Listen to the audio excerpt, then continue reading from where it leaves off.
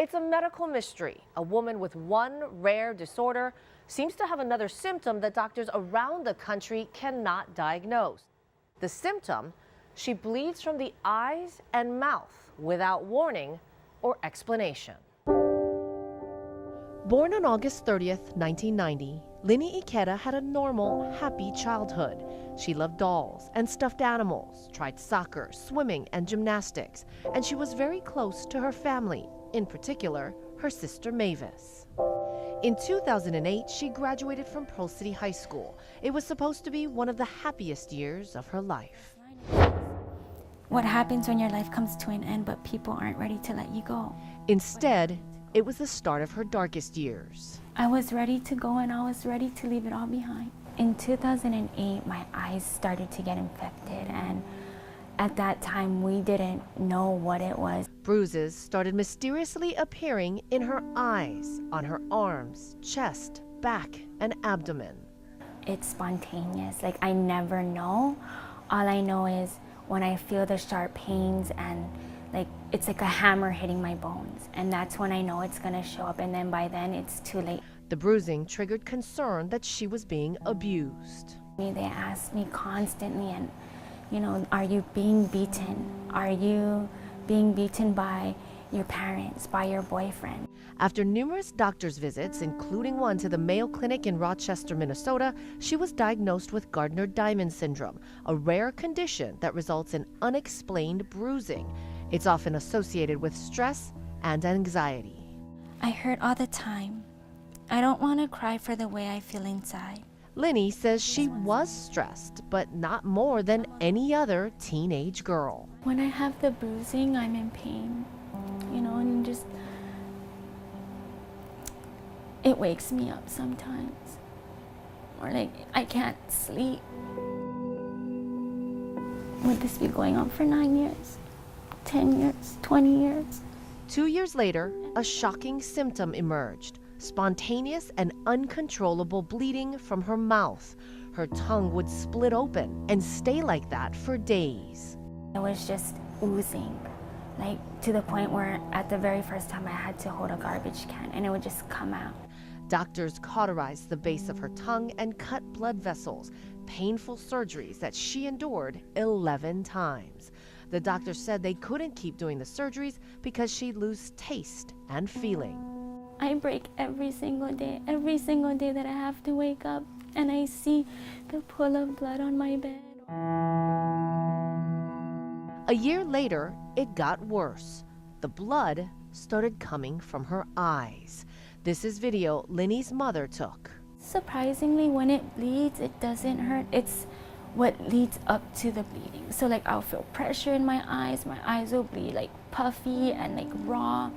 And then that's when I know my eyes are gonna bleed.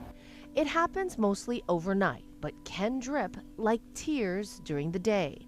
Sometimes it happens from both her eyes and her tongue. I don't want people to treat me differently because they do. Some people do. And they think that girl's strange. I don't want to be around her. Or, what if she's contagious? It hurts me like it would hurt any other person being bullied. Her condition is not contagious, but it is a mystery. 30 doctors, ophthalmologists, internists, hematologists have all seen her, and no one can diagnose the bleeding.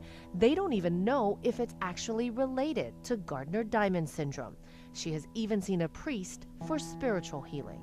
It happened again this morning, and just to see her in that condition with just blood covering her face, it's really sad, and we want to do something to help her, but unfortunately we're stuck right now and we don't know what to do. I'll usually wake her up and I'll say, honey, let's go clean up, or if it's not that much, I'll usually just wipe her up so that she just goes back to sleep. Linny's mom has been to every doctor appointment with her. The hardest part for me is she'll come to me and she goes, Mom, when is this gonna end? And I can't tell her. I don't know. I don't want to cry for the way I feel inside. I just want someone to hold me. I'm alone in the dark. Please try to find me. Years ago, Linny started writing in a journal and using a calendar to keep track of her moods, what she ate, what she did, to see if there's any pattern on what triggers the bruising or bleeding. but she can't find a common denominator. Lately, the bruising has gotten worse. What happens if these are the cards you're dealt with? Reading old entries in Linny's journal, it's clear how the condition affected her. My kids mean the world to me, and I want her to live for her, not for us. Of course, your heart will ache for her, but I look at her as so much more. She's my little sister, but she's stronger than I'll ever be. She doesn't just curl up in a ball and say, why me? Linny is a teaching assistant. She has had 7 blood transfusions and is constantly visiting doctors, but she hasn't missed many work days.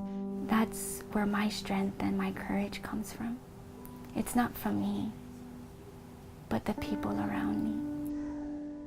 She does say the darkest days are now behind her as she is learning to live with this painful and unexplained condition. But she is growing desperate for answers. What I'm looking for is just that bit of hope.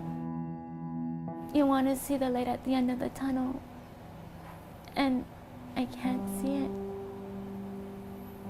No matter what I do, or no matter how hard I try to pray, or try to change my lifestyle, I can't see it. And I just hope that when someone sees this, that they can be that light of hope. Just hold me tight. That moment, I could feel the light. There have been other reported cases around the country of people who bleed from the eyes.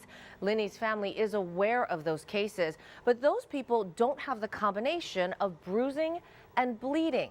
And it seems like the other cases improve with time.